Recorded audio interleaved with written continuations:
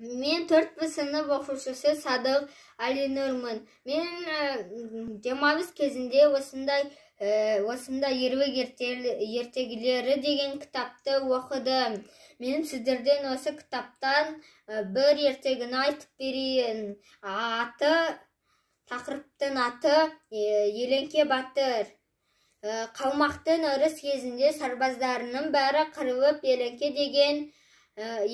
деген батыр жалғыз өзі ғана қалыпты. Қашып құтылуға шамасы келсе де, жаудан қашу шегіну дегенді өлімнен жаман көретін батыр. Қасық қаным қалғанша соғысайын деген оймен шайқаса беріпті. Қалмақты қол бастаған қаны Еленке батырлығының бұрыннан естиді екен. Осы соғыста оның таңғарлары ерлігін өз көзімен көріп, оны менің жаныма әкеліңдер дейді, бұйрық береді. Сөйтіп оны әкел, сен біздің батыр бол дейді. Болмасаң, біз сені өлтіреміз дейді. Сөйтіп болмайым деп, оны өлтіріп жүрегін қанға әкеледі.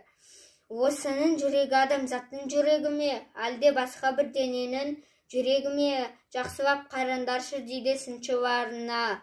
Еленкенің ерлігіне, қайсарлығына таңданып, сыншылар жүректі қақ жарып қараса, ортасынан бір тау тік шығып, біреудің ерлігіне таңданған жүрегінің түгі бар екен дейтін сөз содан қалған екен.